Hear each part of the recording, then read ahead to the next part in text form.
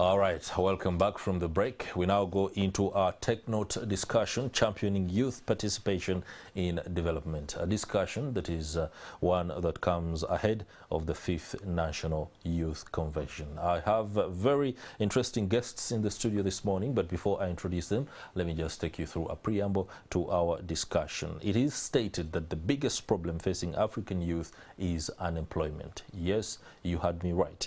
The youth constitute the highest population number in Africa, and they are most vulnerable, less privileged, and apparently unattended to in many societies. Many have become victims of negativity and unproductiveness because they are neither schooling nor engaged in any meaningful economic activity. And as the common saying goes, an idle mind is a devil's workshop. Many youth are finding themselves being taken on into practices that are not good for their own upbringing. This is the reality behind many young people getting in on the streets and involving themselves in cases of robbery, drug and substance abuse, violence, and many more. To help us understand those particular challenges and, of course, what the 5th National Youth Convention will be addressing, and of course, much of what will happen, are two very interesting officials, Leonard Imanishimwe, the Executive Director of the Uganda Youth Forum, and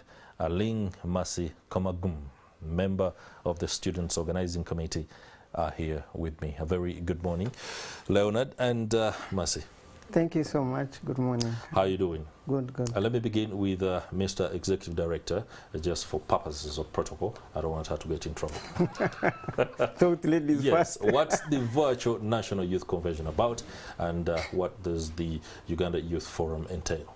Thank you. Uganda Youth Forum is a non-government organization that was founded in 1992 by the First Lady, Honorable Jane Museveni.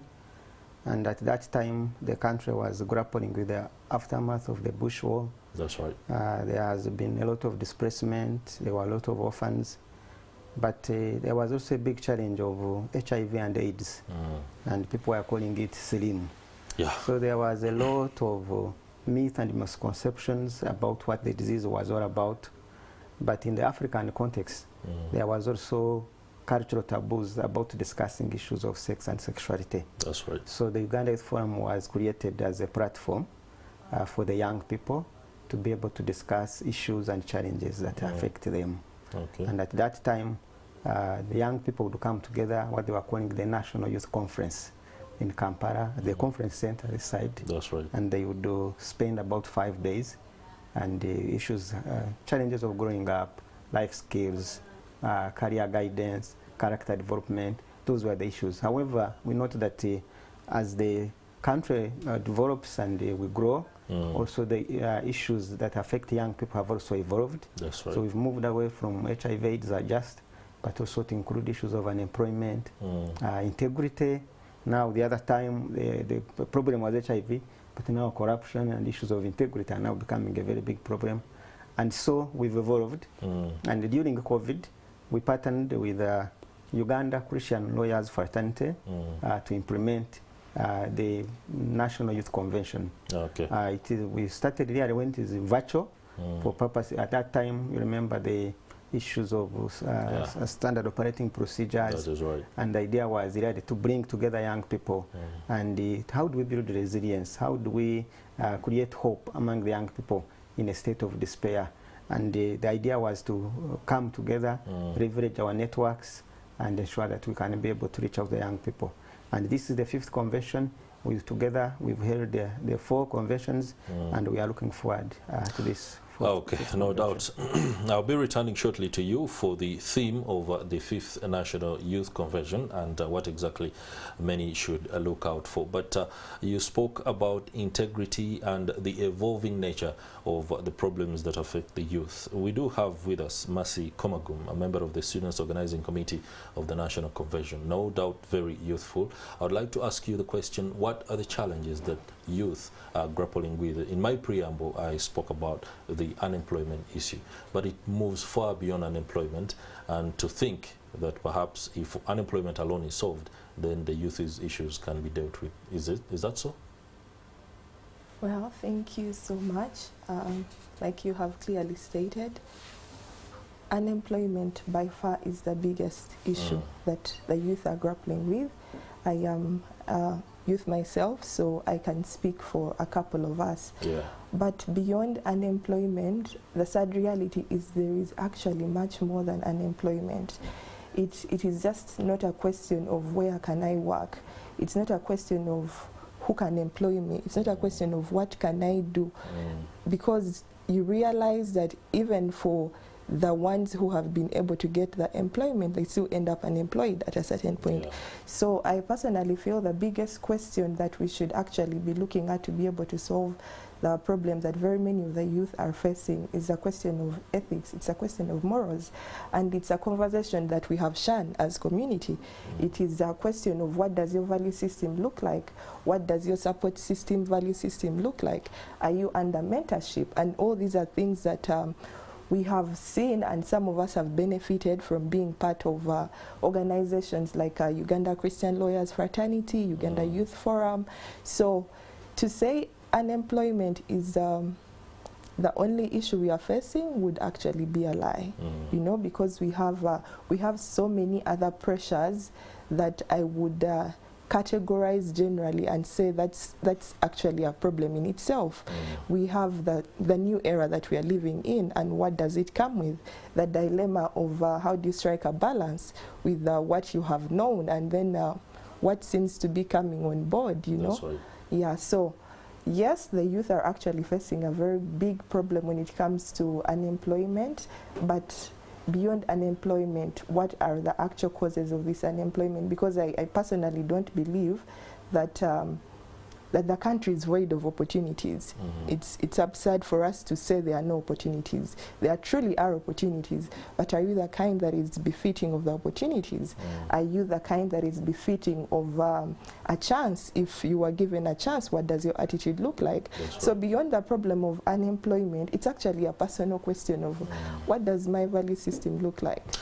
Just break it down for the average youth, 23, 24-year-old, just fresh out of university. When you speak about a value system, they could look at it as something that is a bit complex. Break it down for them. What should they be working on to be employable? Okay, so when I talk about a value system and what you should be working at or looking at to be employable, it's so many things, you know. Value system cuts from the things you stand for, you know. What are the things that inform your decisions? What does your attitude look like, you know? What does it look like, the people that speak into your life? Do you have mentorship? Because the odds are if you don't have mentorship, that's a very questionable place, you know. Do you have people that rebuke you, you know? Are you a teachable person? Do you have a teachable spirit? All that speaks to your value system. So I cannot specifically say ABC is value system, but to put it in a very simple way, what does your belief look like? All right. What do you stand for? So to the youth out there who could be looking at a job opportunity as, let me go and make money so I can also buy myself the gadgets that I want, because those are the pressures many youth are grappling with. Should be able to take that away and simply say, I need first and foremost be able to hold that job down and demonstrate that I can sustainably be able to be productive for a company. Okay, let me return to Mr. Imanishimwe. With regard to the theme of the 5th National Youth Convention, I believe you spoke about the evolution of youth problems. Have you factored in many of the aspects that she speaks about in the way that is best understood by the average youth? Yes, yes, absolutely. This convention, our theme is going to be wisdom, a steadfast walk on sacred foundations. Wisdom, steadfast walk on sacred foundations. This is very important. Yeah. Wisdom, as just Master has been talking about, it's not about knowledge, it's about how we are going to apply the knowledge. Okay. It's not about what you know, it's not about the head or the mind, It's about the heart and the hands. So we're talking about the 3 H's, the head, the heart, and the hands, and should be able to apply all of them. And many young people look for wealth, the motivation, money, as you are talking about, gadgets and all that, honor, promotion and all that. But we are saying wisdom comes before that. That's and right. it is wisdom then that becomes your navigator, that provides you the bearing in a difficult world where there is a lot of information, where each person wants to capture the mind of the young person. What is it that you believe in? How do you live your life? Who are you working with? Who are your friends? Who are you associating with? And so we are looking at saying that there is in the Bible, King Solomon was a young king. When God asked him, what should I give you? He didn't pray for wealth. He didn't pray for long life or any other thing. But he said, give me wisdom that I can be able to manage and rule over your people. And we are saying the missing link is wisdom. We need, yes, doctors, but we need doctors that are wise. We need engineers, but we need engineers that are guided by wisdom. Otherwise, we'll have collapsed buildings that are collapsing here and there. So right. there is the value system that is based on the wisdom. How do you, as a young person out there, navigate the life in a globalized environment where we are getting a lot of cultural influences from abroad? How do you remain Ugandan and modern? How can you stay Ugandan and you are modern rather than someone looking at you and so this is really how do we associate with other young people, get access to Twitter, TikTok and all that, but remain authentic. Remain authentic. Remain authentic. That's an interesting topic. Mercy, the 5th convention coming on board means the 4 others that have been held should be able to show us a bit of the benefits that have come through. How many have you attended? All the 4. All the 4. Tell us, what can you pinpoint at and say this is the outcome and this is how things have been able to roll out in light of those, and then to afford one who is coming for the very first time to understand exactly what they will benefit? Okay, so thank you so much. Like we all know, I believe, we have had 4 conventions now. Yeah. And from the very first down till this one, I have been so humbled to be part of not just those that have attended, but part of the organizing committee. So I will mostly shed light on the last 3 conventions. Yes. So when I speak here, I speak for myself and I may carry a few testimonies of others. Okay. Yeah, so I will start with the 2nd convention.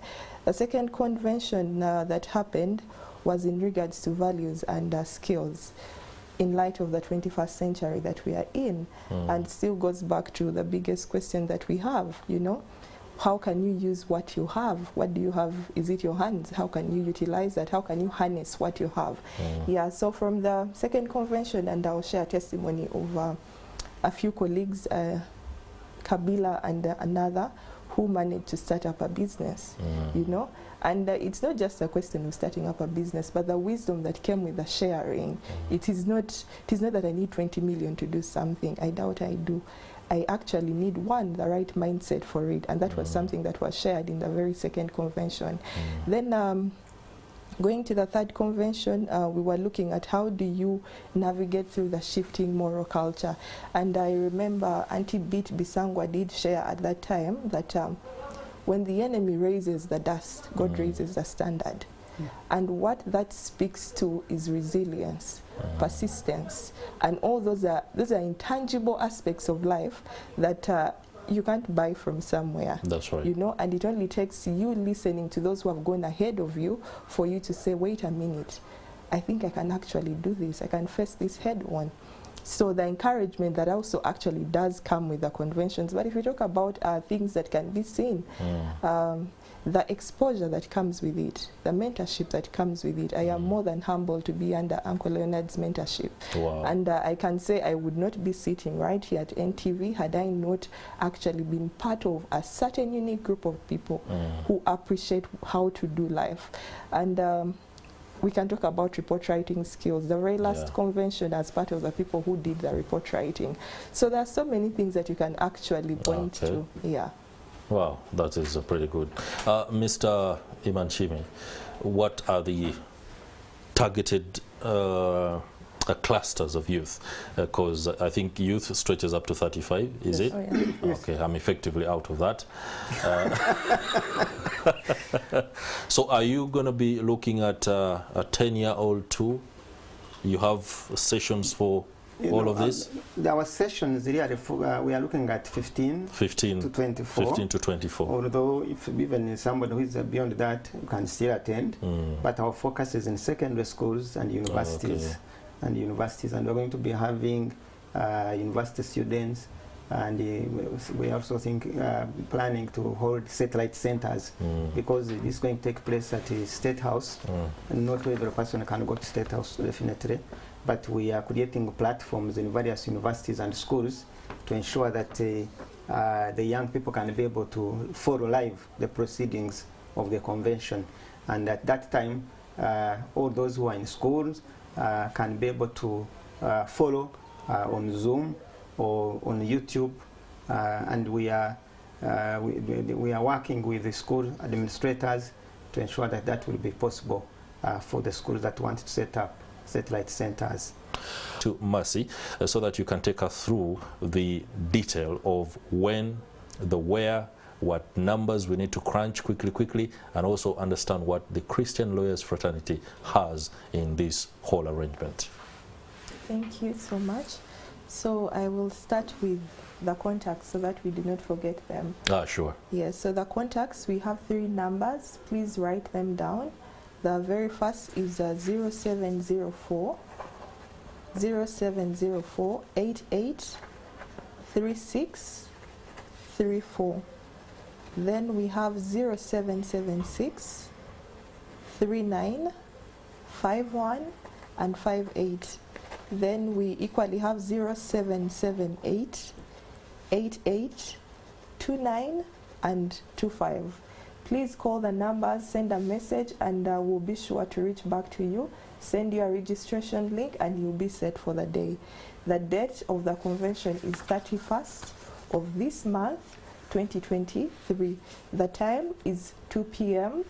and it is a hybrid convention. So that means for the most of us, we are going to be attending online. That is why you should send a message, and then we shall send your registration link, and afterwards you will receive the link for the actual day. 2 p.m. is when the convention will be happening. Are these numbers, are the messages WhatsApp enabled or SMS? Yes, they are. They are WhatsApp enabled, and also SMS. Yes. Okay. Yes, then about Uganda Christian Lawyers Fraternity. Uganda Christian Lawyers Fraternity is an NGO, it's a non-government organization, and it's the only of its kind in the country. It brings together so many of the people in the justice system, stretching from the students down to very many judicial officers that we know about in this country. The organization was started in 1987. It started out as a Christian fellowship and then grew into becoming an organization. It was registered in 2005, and as we speak, we have close to about 500 members in the organization. What the organization mainly does is to give out legal aid, mostly. We give free representation to vulnerable people.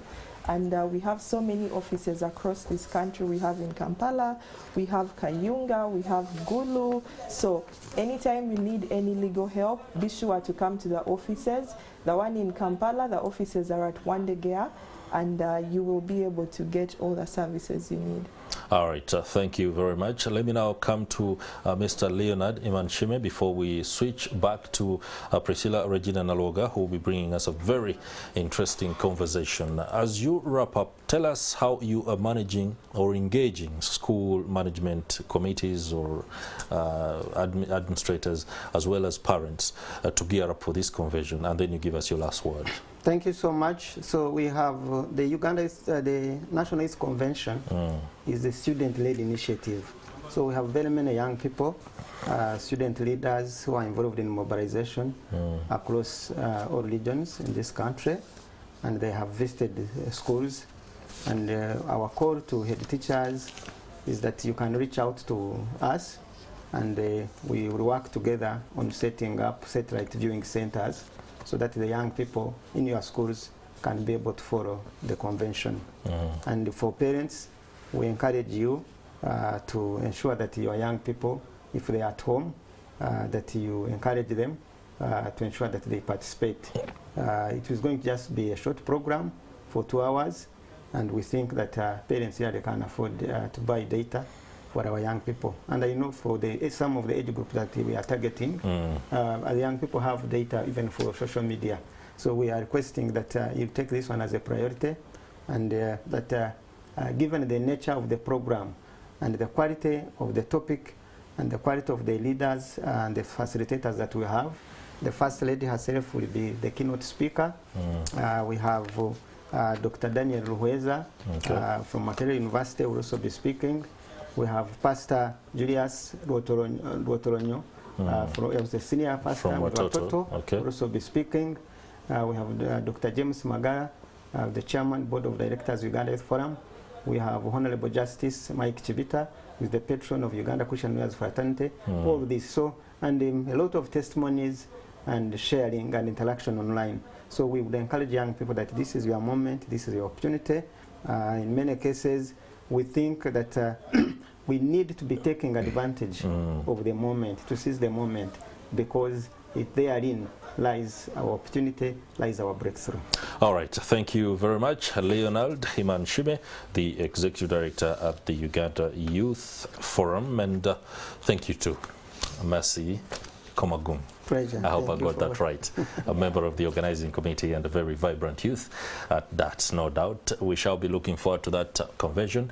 And of course, like the numbers have been rolled out, be able to send a message so that you can get a link and be able to attend. We shall now be switching very shortly to Priscilla Regina Nologa. But before that, allow us say congratulations to Rona Mugisha for graduating in mass journalism and mass communication. That means in our business, we can, of course, depend on your services pretty soon. We do hope that that can come through.